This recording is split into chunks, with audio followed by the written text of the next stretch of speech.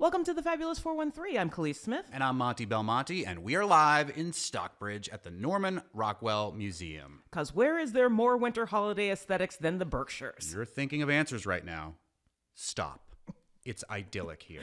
And we've got wicked cool holiday times in store for you today. We'll speak with the director of the Triplex cinemas in Great Barrington about their Bring Back the Movies Holiday Edition event at Simon's Rock this Saturday, as well as two of the actors who will be reading. And oh hey, as added bonus, they're Berkshire's residents too, Jayne Atkinson and Michel Gill. And we'll have a little live music from Pittsfield singer-songwriter Billy Keane, who not only is a member of Whiskey Treaty Roadshow, and has a great solo catalog, including his latest album, Oh These Days, released earlier this fall. And we'd be remiss to be in this museum without talking about the work of the man for whom it's named. And here to talk to us about not just Rockwell's work, but some of the exhibits happening now and what you can look forward to in the museum is Chief Curator and Deputy Director Stephanie Plunkett. Stephanie is the author of 2 American Library Association notable children's books and the curator of many exhibitions exploring the field of illustration, including The Unknown Hopper, Edward Hopper as illustrator, William Steig, Love and Laughter, Ephemeral Beauty, Al Parker, and the American Woman's Magazine, and many, many more. She began her professional career in the field of museum education and has previously held positions at the Brooklyn Museum, the Brooklyn Children's Museum, and the Heckscher Museum of Art in Huntington, New York, not Huntington Museum. Okay. And is now here as Chief Curator at the Norman Rockwell Museum. Thank you so much for joining us. Thank you for that beautiful introduction. I'm thrilled to be here. We're glad to be here too, and this is our last live broadcast of our first year of doing a show here. So and our 200th show. Yes, so it's a kind of a fun and momentous occasion. And Norman Rockwell Museum is a place I was lucky enough to visit about 10 years ago with my kids. And Norman Rockwell is almost a name that needs no introduction. But let's for a moment pretend that people don't know about the history and legacy of Norman Rockwell. Stockbridge was not his first home. You are right about that. He did live in Stockbridge for his last 25 years, which is why the museum is here. But he was actually born in New York City in 1894 and started to move north gradually. So living in Mamaroneck, New York, New Rochelle, New York, Arlington, Vermont, and then finally Stockbridge. And he did not live here on the campus of the museum. He lived about a mile away in downtown Stockbridge. That's exactly right. He lived across the street from the historic Red Lion Inn, where he frequently had some dinner. And he established a really wonderful studio behind his home, which is now on the museum grounds and is open for visitation. But not in the winter because there isn't as much. Yeah, we tried to go visit it. Yeah, but we did. We couldn't go in. I'm sorry about that. Come back. Please come back please when come it's back in warmer the out. spring. Yes. Absolutely. His work is, I think, most well known as the covers of the Post, but there's so much more to that story of him joining the staff of the Post or being contracted by the Post. And we start with the beginning of his illustrations, at least in that period of time for him. Yeah, so the Post, he called the Saturday Evening Post the greatest show window in America for an illustrator. And that is because, of course, we don't think about it now, but the way that people enjoyed entertainment and received information was through print media in Rockwell's time. And so the Post, even in Rockwell's earliest years, had a weekly subscription rate of about 3 million. Wow. Going eventually up to almost 6 million later in his career. So when you think about the fact that, as the Post said, every issue was probably seen by at least 10 people. So if you went to your local, doctor's office or grocery store, or it was just everywhere. And so the artists who were featured, especially on the covers, became celebrities. And they endorsed products, and they were really trusted commentators. So, Rockwell really became a household name in his time. And he was working for more than 6 decades. So he had, the way that we think about him is he was probably the most influential illustrator of the 20th century. That's really interesting, considering how I think in modern time, like, illustration is really not respected as much as other visual art mediums. To say that they were celebrities is kind of like, it's really interesting. Like, here is this medium that is definitely very like it explains a lot about the current situation of the world, especially in that format, but isn't really looked at in that same way now. Like, what happens in that period of time to sort of knock it down a few pegs? That's a great question. During Rockwell's time, people loved illustration because they were narrative pictures that told stories. And in a way, people felt that Rockwell showed them the best in themselves. But there was some controversy in the mid-20th century because, of course, abstract expressionism was the art of the nation, and illustration was viewed as a lesser art form.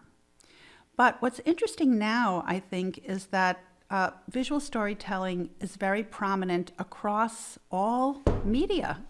And so artists have become, in a way, more integral to society, which is a very nice thing. Though I think the ability to achieve the fame that Rockwell did as an illustrator is a little bit harder because things are more, I'd say, spread out. But when you think about the number of artists who are included in, digital media, animation, when you look at pretty much any Facebook site or internet site, you're really seeing the work of illustrators. Well, it's interesting because now we go to Google and you look at the Google Doodle and you say, this artist has done the Google Doodle for the day. Or maybe at least in print media, we still have the New Yorker. There's a friend of mine from Ashfield who's done 4 or 5 New Yorker covers. So there is this still pining to be both in print and in the digital world. And an artist that I used to work with in my former life who's done like many there, Kate Beaton. So it's something that still exists, but that Rockwell, is the most famous for. He did over 300 of these Saturday Evening Post covers, and you can go see them all in the basement of the Norman Rockwell Museum, where Pee-wee's bike is. Oh no, that's the Alamo.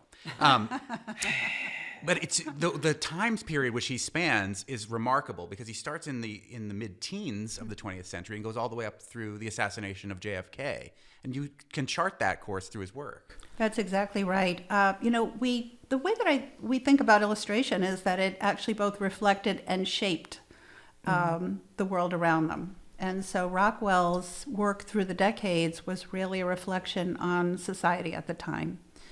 It also reflected the attitudes, the cultural attitudes that were considered the norm. And so, publishers and advertisers and illustrators were kind of a part of a compendium that presented a particular view on American life. And so, I think they were all very influential because of the number of people that they reached.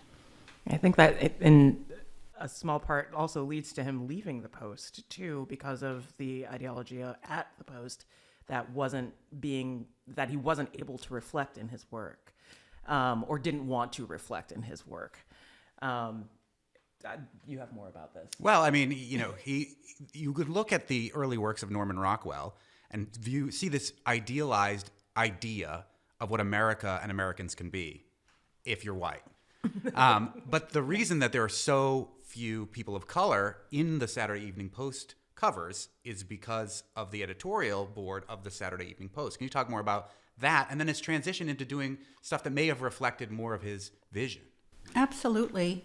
The Post was a very conservative magazine, and they were also a magazine, like all magazines, that were supported by advertising.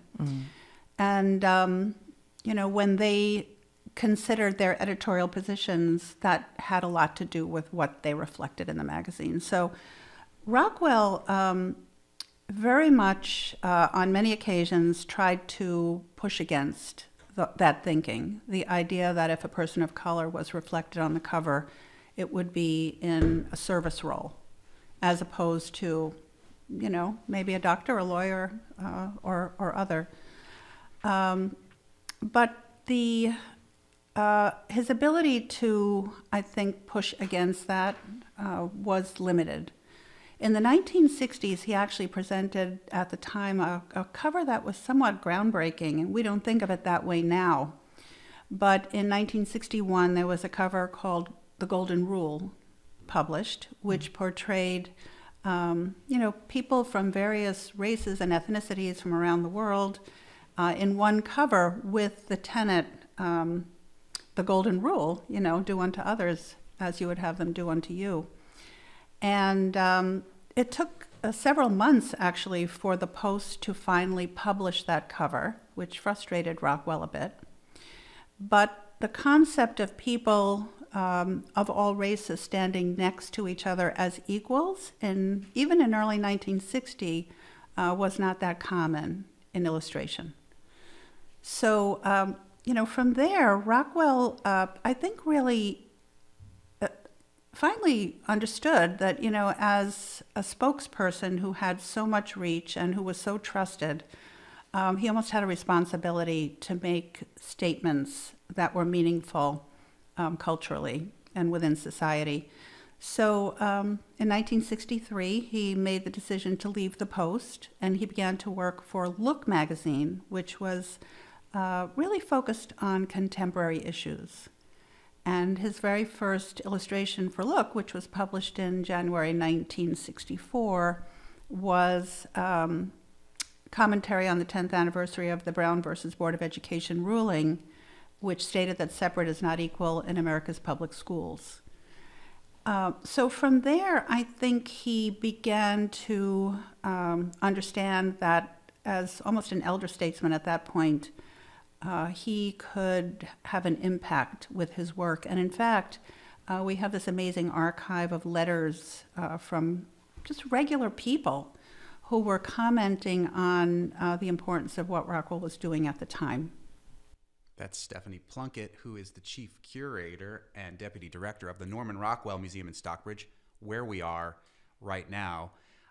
One thing that's interesting about his transition to Stockbridge has to do with his own mental health. Now, I'll say shameless plug. Become a member of NEPM and you get the Passport app and you can get all these PBS documentaries. And the PBS American Masters about Norman Rockwell is fascinating. It talks a lot about why he, for his own mental health and for his wife's mental health at the time, sought solace here in Stockbridge. That's true. So Rockwell, was a very busy working illustrator. He pretty much worked every day for extended days. And his wife, Mary, the mother of their 3 sons, was struggling with depression and alcoholism, and she was being treated at the Austin Riggs Center here in Stockbridge. And what I think they finally realized was that a move was going to be necessary because Arlington, Vermont, where they were living, was more than an hour away. And so they moved to Stockbridge, which became a community that they really loved. I mean, I think they were embraced almost immediately by people in town. It became a place where Rockwell, in a way, found another fresh beginning, because he found a whole new retinue of models and friends and things that really stimulated his thinking about his work. Because, of course, he was a great observer of human nature, and I think he also appreciated the shift that provided. But he himself was actually being treated by the famous psychotherapist Erik Erikson. And he and Erikson developed kind of a therapeutic friendship in which they discussed the world's situation. And the concept of the golden rule actually was something that the both of them were quite interested in and discussed on a regular basis. So Erikson actually wrote about the golden rule extensively, and Rockwell presented his painting, which I just talked about. And I think through that friendship, Rockwell really had the support, in a way, to make more personal statements. I feel like it's worth noting that that particular painting, The Golden Rule, is currently on display at the museum. Like, you can go and with your admission see this painting that we're talking about, and it really is like large and remarkable. You get an idea of how big these illustrations were to begin with, to be shrunk down to magazine size. But then also that painting goes on to become a mosaic at the United Nations, of all places. Yes. From somebody who was perhaps restrained from getting involved politically and trying to paint literally an idealized version of a certain aspect of America, goes on to paint this painting that now is globally recognized as a statement of the Golden Rule. I want to talk to you more about Norman Rockwell, and I think we will. We will at the end of the show. We're going to talk more. Don't let us forget to talk about George Lucas and Steven Spielberg and Norman Rockwell. And how much of his collection Absolutely. they own. We'll check back in with Stephanie Plunkett a little later in the show to hear about what's currently happening at the museum and more about Rockwell himself. We've got some bona fide Hollywood stars in the building who are working on the rebuilding of the Triplex Cinema not far from here in Great Barrington. And coming right up, the music of Pittsfield's Billy Keane. The Fabulous 413, live from the Norman Rockwell Museum, funded by the University of Massachusetts Amherst, dedicated to generating new knowledge and applying research to the betterment of society. UMass.edu. You're listening to the Fabulous 413 on 88.5 NEPM, and our next guest is singer-songwriter and Pittsfield resident Billy Keane. Billy was discovered by the strangely unknown musician James Taylor, who he counts amongst his influences with folx and Dylan and other legends who have written songs of freedom, love, and the plight of humanity with such fervor. Billy's musical legacy has taken him to venues, communities, and festivals all over the U.S. He's even going to go to Brooklyn tonight. He's got the honor of sharing the stage with or supporting folks like Yo-Yo Ma, Molly Tuttle, the Gin Blossoms, Blues Traveler, and more. Although Keane might be best known for co-founding the Americana group Whiskey Treaty Roadshow, that's just the latest in a slew of bands that he's been a part of over the years, including the Misdemeanor Outlaws and the Waking Dream, who are currently backing him. His latest solo album, Oh These Days, was released earlier in the fall, and he'll be performing this Saturday, December 16th, at the Egremont Barn. Thank you, Billy Keane. Oh, thanks, guys. I just learned so much about myself. How much of that was fabricated? You know, the only thing that doesn't seem to hold true is I've since moved to Lenox. But Okay. We're okay. you know, same you used idea. to live in Pittsfield. Indeed, I did for many you just years. moved down the road a bit. That's Yeah. exactly right. I'm still in the fabulous 413. That's true. And he's now living in James Taylor's basement, which is cool. How creepy would that be? Because Just let he us certainly know didn't give me if- permission for that.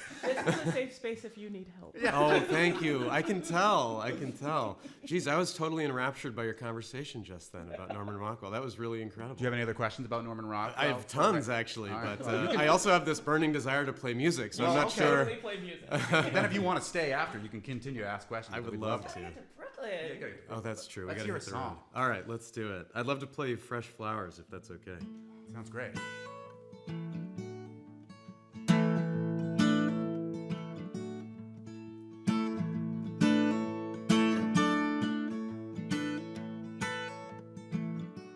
Yeah, well, I worked for years down Louisiana gate. Well, I lost my money trying to buy cocaine. Well, I was wasting time down in New Orleans. Yeah, well, ain't nothing down there is the way it seems. Yeah, I'm trying to let it go. Can't make things right. Oh, well, a million memories keep me up at night. Yeah, you gotta take it slow. Try to live your life. Fresh flowers on a table, Lord, that do smell nice.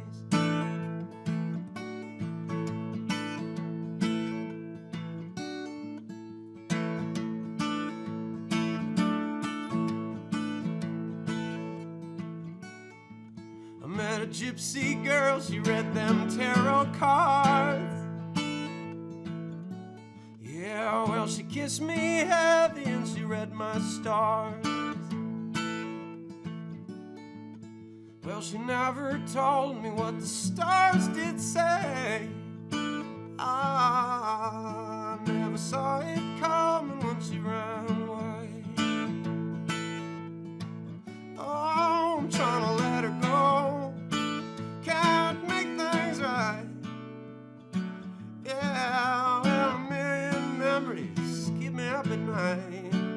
Oh, I gotta take it slow. Try to live my life.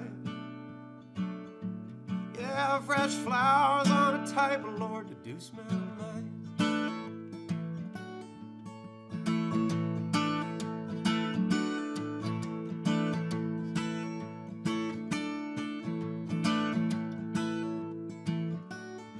Yeah, well, I ain't seen heaven, but I've been through hell. Yeah,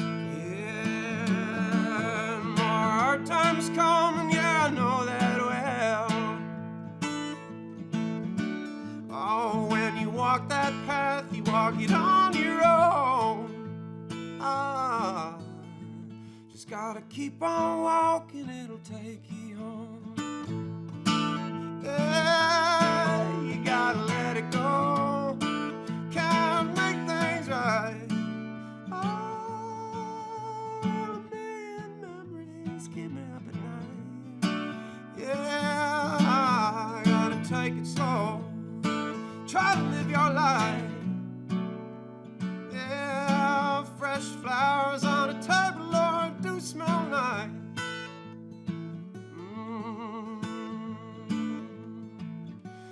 Oh, so come on, baby, let's take a walk. Yeah, well, nothing crazy, just around the block. We've both been around a time or two. Yeah, well, let's start all over, honey, me and you. Yeah, we gotta take it slow. Can't make things right. Yeah, a million memories keep me up at night. Oh, you gotta take it slow. Try to live our life. Fresh flowers on a table, Lord. Yeah, fresh flowers on a table, Lord. Yeah, fresh flowers on a table, Lord, that do smell nice.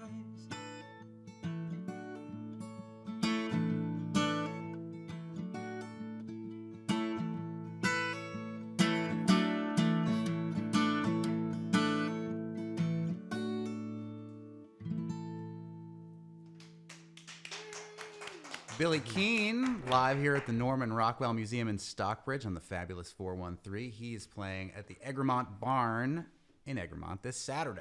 I love how differently that sounds with just you on guitar than the version that's on your album. When you're going in for new work, are you building songs just like this and then fleshing it out? Or do you bring a bunch of people into the room and see if you can all craft the song together? Oh, I love that question. So usually I write independently, and I typically do it just like this. And that song was one of those that happened in a morning with a coffee and, you know, a joint. It was like, oh, hello. But then you get into the studio, and the way that I like to work is to involve the brains and the creative energies of other people who are going to be participating on the making of the record. So my producer, his name is James Wallace. He goes by Skyway Man, but he's got this incredible kind of like a musical visionary vibe to him. And when we were prepping for the record, you know, he was like, I've got some interesting ideas for that track. And one of them involved, you know, boosting the tempo by a bunch and kind of bringing this like cool cosmic country like bop behind it. So it was great. We just kind of whipped it out in the studio like that.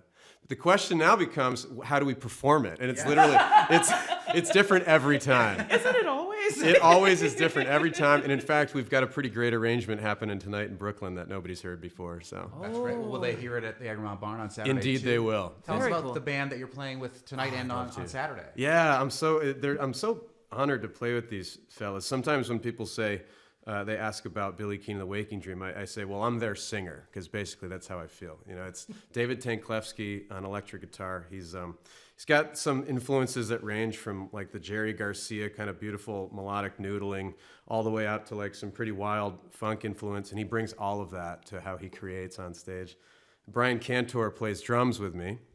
He's kind of a legend in the industry. He's been around forever. Fruit Bats, a lot of their stuff. He played a bit with Vetiver, and now I'm really grateful that he hops in my Toyota Sienna tour van, you know, and cruises around with me. And then Miles Lally, another kind of legendary dude. He was in LA for a long time and then came out to the Berkshires, and he's our bass player, and man, I'm their singer. It's a beautiful thing.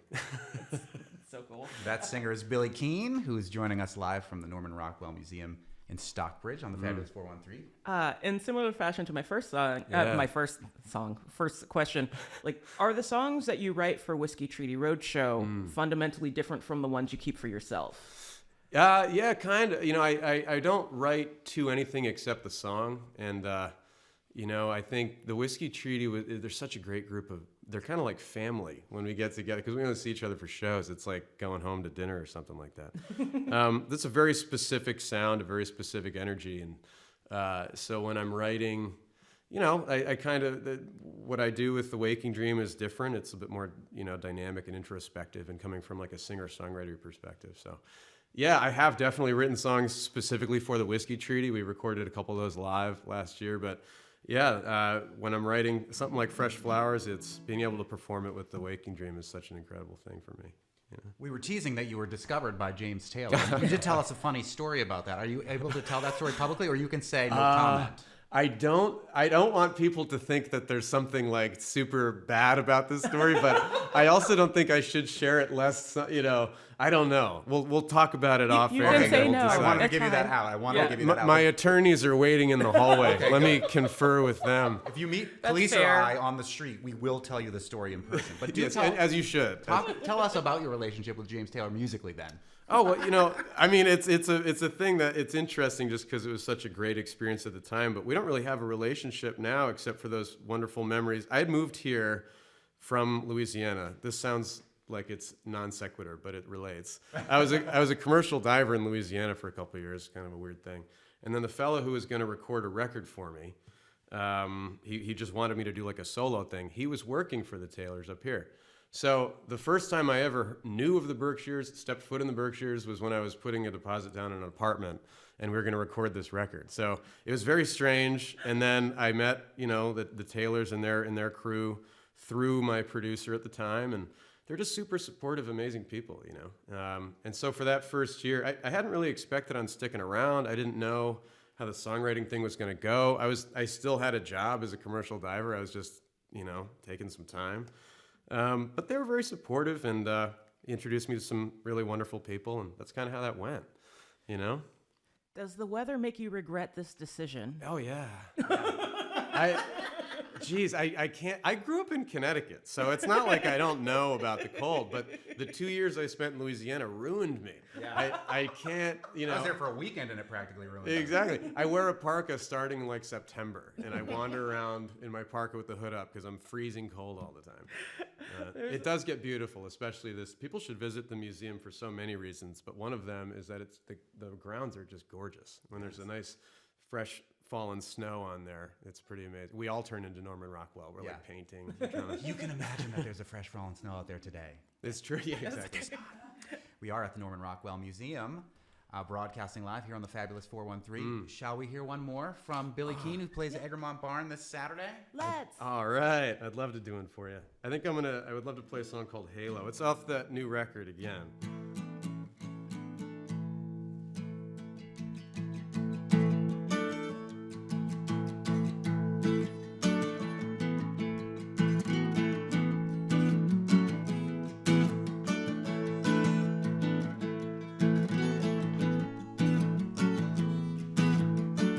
Well, sunrise shining through my window, fill my heart with gladness for another day.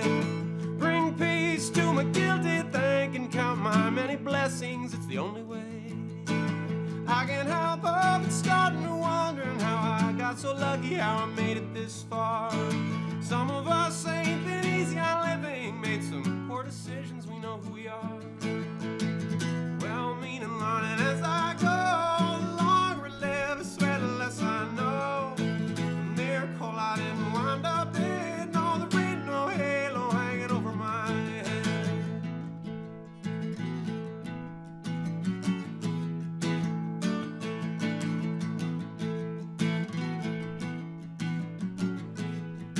Yeah, well, all this talk of heaven, all this talk of redemption always leads back to judgment, tell you everything is wrong.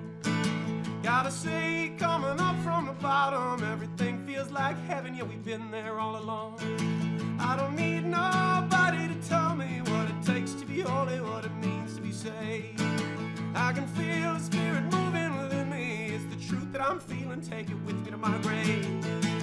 Well-meaning learning as I go, the longer I live, I swear the less I know. A miracle I didn't wind up in. No, there ain't no halo hanging over my head. No, there ain't no halo hanging over my head.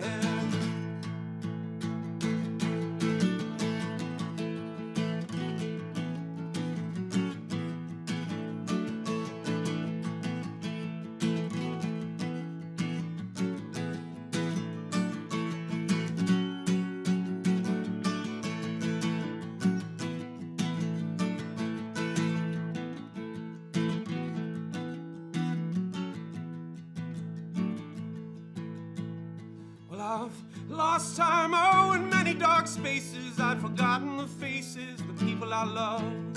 Ain't too late, my paths are running out before me. I can feel the power fill me up from above. Take your judgment, take your expectations, take your bad religion far away from here. I ain't forbid, but I'm trying to get better. Takes a good intention, make the river run clear. Well-meaning learning as I go, the longer I live, I swear the less I know. A miracle I didn't wind up in. No, there ain't no halo hanging over my head. Well-meaning learning as I go, where the longer I live, I swear the less I know. Miracle I didn't wind up in. No, there ain't no halo hanging over my head.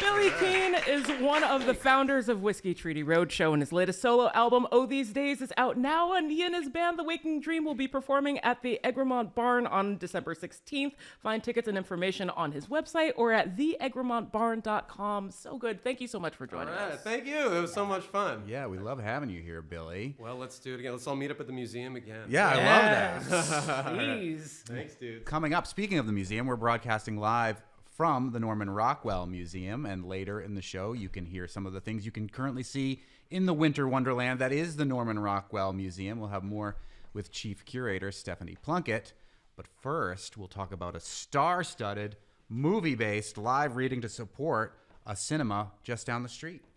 The Fabulous 413 is funded by PV Squared Solar, a worker-owned cooperative and certified B Corp celebrating 20 years of providing solar energy solutions, pvsquared.coop. And you're listening to the Fabulous 413 live from the Norman Rockwell Museum in Stockbridge. Not far from this museum, in Great Barrington, a theater revival is underway. The Triplex Cinema in Great Barrington is hosting Bring Back the Movies. It's a fundraiser for the newly revived Triplex Cinema. The Triplex's Bring Back the Movies events offer live readings of scenes from iconic movies or the plays on which they're based. The holiday edition will include scenes from both old favorites, such as It's a Wonderful Life, Rockwell connection there. Yes, definitely. And A Christmas Carol, as well as newer classics such as Home Alone, Love Actually, and Elf. Actually, Rockwell connection for A Christmas Carol, too. I'm sure, yeah. He was a big fan. He was. Joining us from this Saturday's event that's happening at Simon's Rock are actors and Berkshire residents Jayne Atkinson, Michael Gill, who happen to be married, but this was news to me, and I think many fans of the show House of Cards, but we'll talk about that in a little bit, and director Michelle Joyner. Thank you all for joining us here at the Rockwell Museum. Wonderful. so much. Happy to be here. Wonderful to be here. Not to make a sort of irreverent connection, but the base of this reminds me a lot of Rocky Horror. Like when you see it done by like a group of players that know it, like it's a similar thing to where you've got the movie and then you're reading, they know all the lines, so they're acting it out in front in costume. Now, no, I don't think anyone's expecting you to be in costume while you're doing this, but maybe that's a suggestion for later. I love that idea. We have a few little prop things, fingerless gloves for Scrooge, for example, Gotta just to have give it the nightcap, kind of thing. A highball. Is that what you'll be having? Oh, yes. Very well done, very well done. But we don't. But I don't encourage the actors to mimic the original movies. I encourage them to watch them and be familiar with what was done, but make it their own and do it an interpretation that suits our group and our actors. And it's not every scene is perfect casting for those roles, but that doesn't matter. It makes it more fun, I would imagine. Yes, it's right. great. When I was in 7th grade, I was tall for my age, and I played Tiny Tim. It worked out great. It's better when it's ironic. Yeah, I think so too. Michelle Joyner, who's the director of this event that's happening, Bring Back the Movies, to a benefit for the Triplex, which is showing movies again. It had closed, there was renovations, there are movies that are going on there right now. I was just looking at them, so many of them that I want to see. Actually, Maestro opens tonight there. Oh yeah, Maestro. That was the one I was like, I gotta go see that one. Yeah. But tell us about where this idea came from and how you can, the Berkshires is rich with talent, but how you can get so much talent together to support something like this. We did a show, we did the same show with pretty much the same cast, including these guys, in, what was it, August? It was in August sometime, right? And that of just iconic movie scenes. And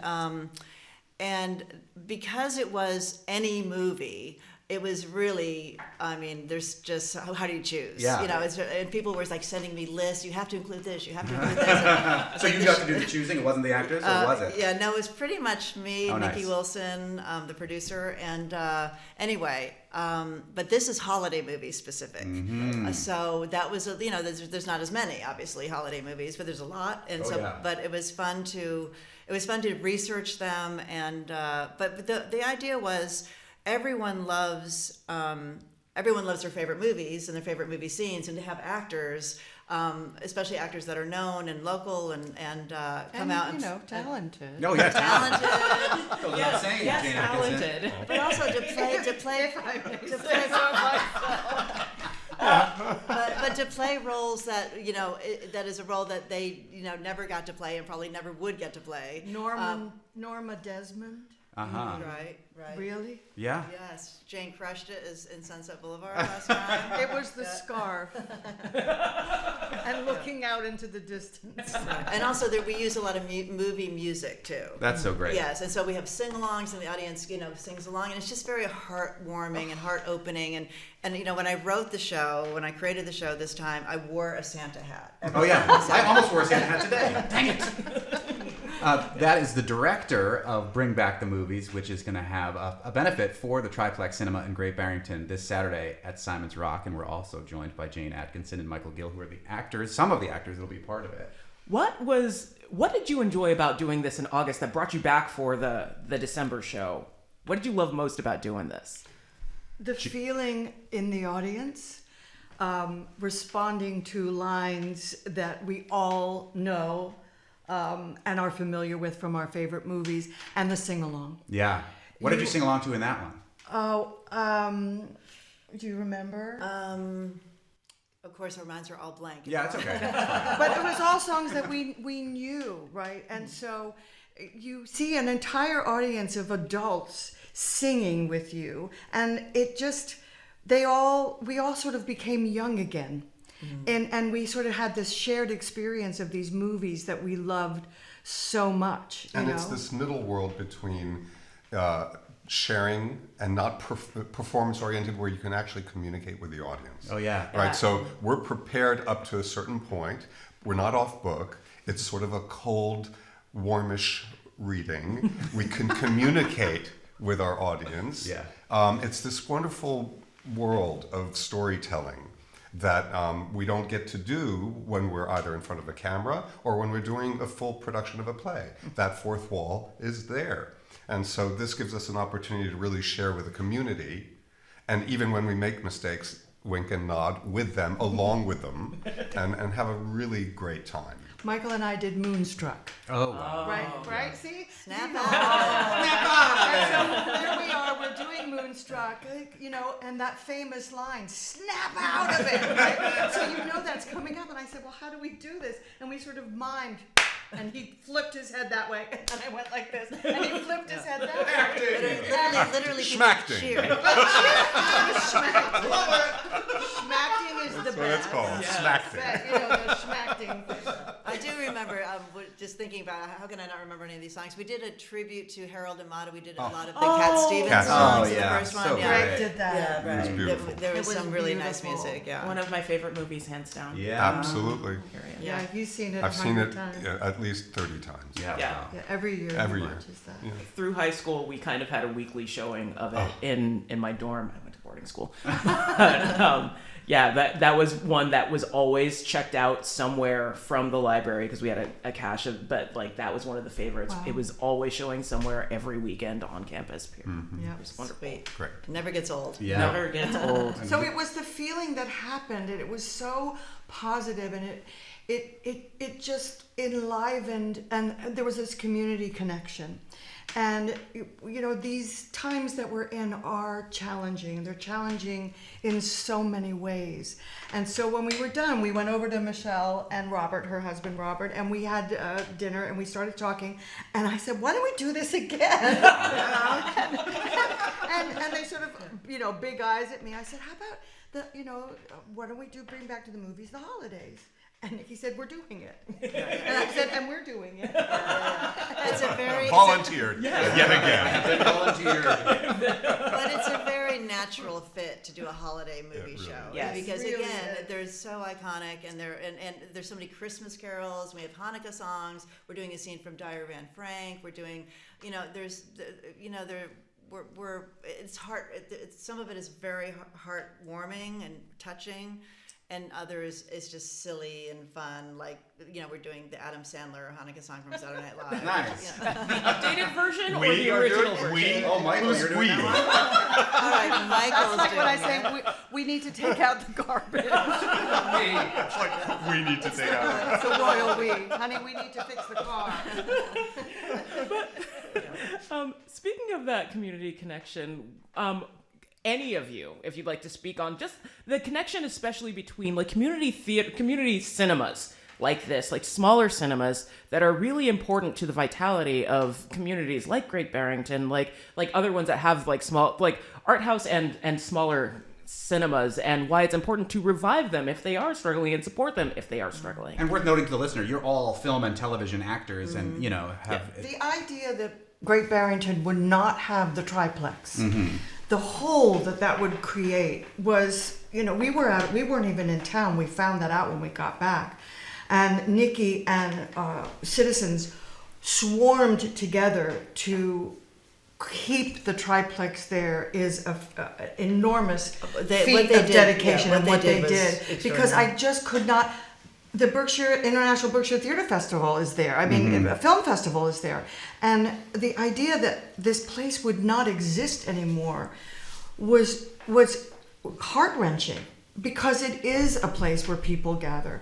And bringing people back to the movies, post-pandemic, if we can say that, is hard, because people are nervous still about going to the theater, and there aren't as many movies that have been produced. And they're comfortable on their couches. And now. we've got, Well, that's we the whole click, bigger right? question. Yeah. Right. So the idea that Are movies being made anymore? the idea that we saved that place, and the contribution that we made, is enormous, and I think there should be a film made about it. We may be talking to the right people. Well, because of what you just said, because these small art houses and small businesses and people who just didn't make it through the pandemic because they couldn't make ends meet, this kind of, I always call it the Grinch who stole Christmas, when everyone stands around and what really is what's left. And it's holding hands and caring about each other and making the community happen. Having a group sing. And a group thing. And making the triplex grow 3 sizes But that day.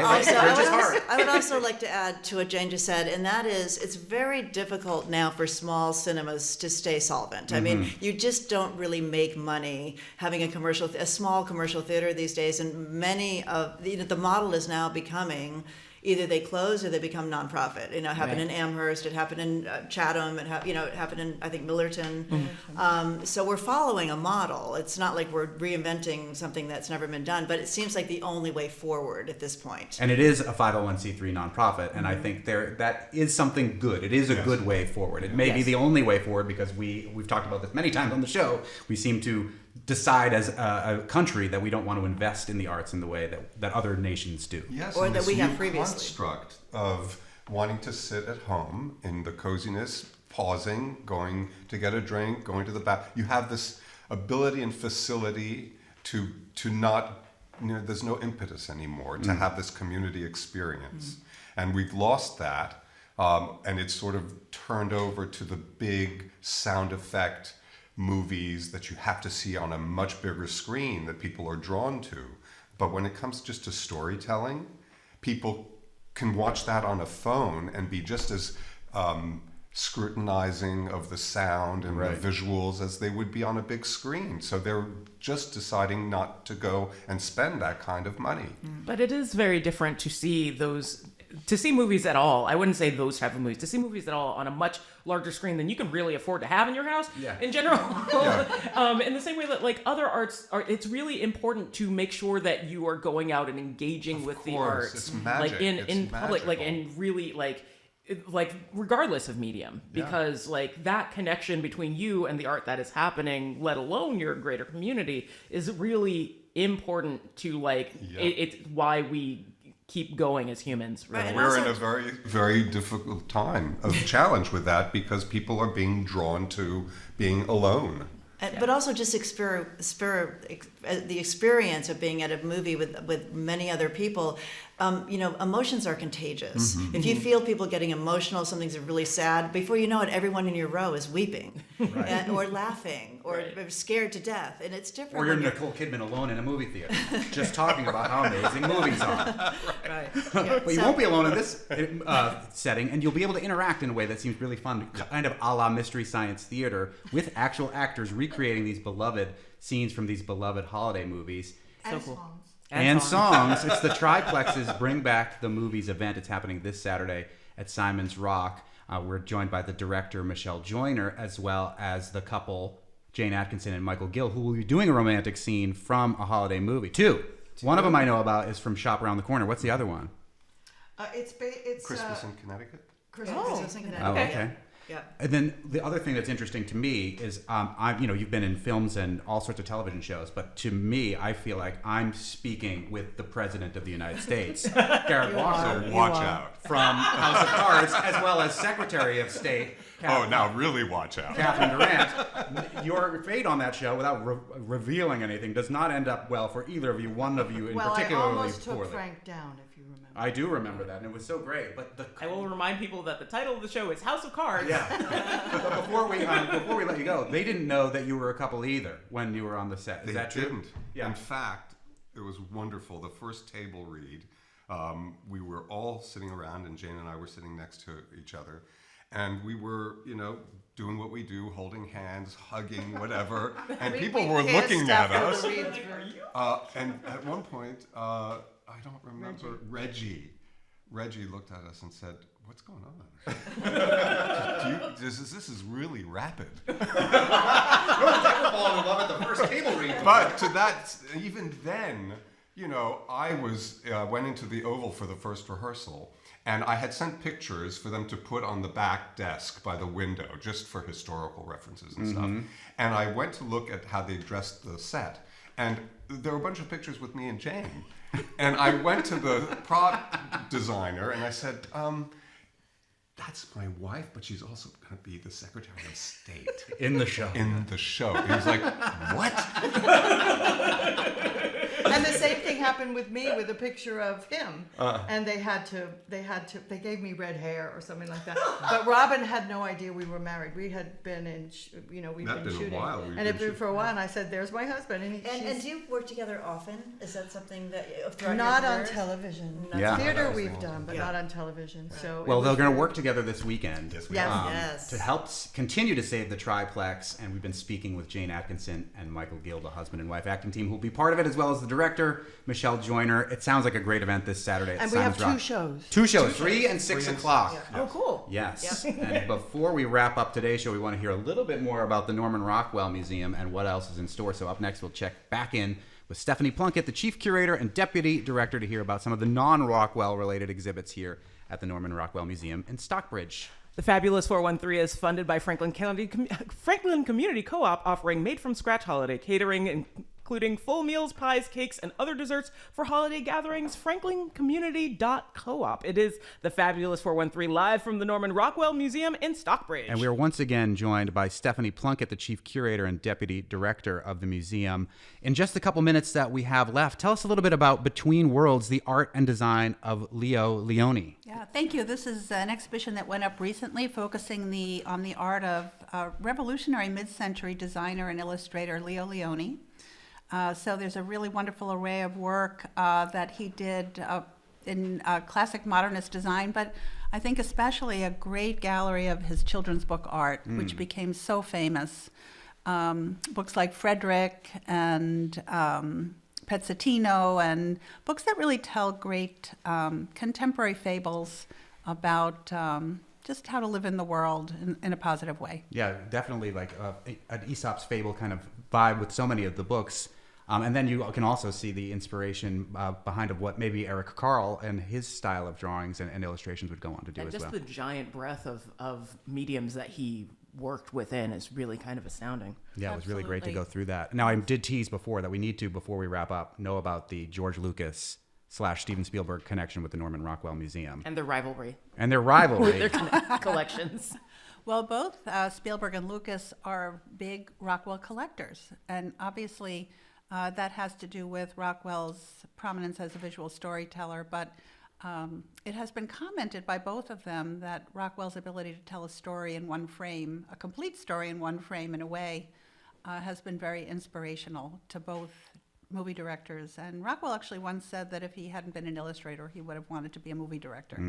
So natural connection there. And again, shameless plug. Become a member of NEPM, get the Passport app, watch The American Masters. Spielberg talks a lot about his love for Norman Rockwell. We love Norman Rockwell, and we've loved having this time here at the Norman Rockwell Museum broadcasting live. Stephanie Plunkett, who's the deputy director and the chief curator here. Thank you so much for welcoming us. Thank you Thanks so to all much of our for guests being who've been here. What a great show. Yeah. We appreciate it. Come make a visit, see their awesome train set. Yeah, we can't wait to come back. Tomorrow on the Fabulous 413, it's a holiday edition of Live Music Friday. We welcome Kimaya Diggs, who will play an intimate holiday show with friends at the Drake in Amherst this Saturday. We'll taste some holiday bubbles in our Wine Thunderdome at Table and Vine in West Springfield. And we'll hear about a queer, trans, black, indigenous, people of color makers market coming to Holyoke that invites all people of all abilities. We want to say a special thank you to Tony Dunn, our director, for making all this happen. We didn't get Billy Keane to promise to bring James Taylor on the show in 2024, but that is part of the goals. And also a huge thanks to Bart Rankin, our engineer here, who's been pushing all the buttons behind the scenes. And Margaret Hotchkiss and Audrey Hackett, who also helped make all of this happen. Happy 200th show, Monty. Yeah, happy 200th show to you, too. Maybe we got to go have some of that bubbly now. Yeah, okay. I'm fine with that. I'm Khalees Smith. And I'm Monty Belmonte. We'll see you tomorrow on the Fabulous 413.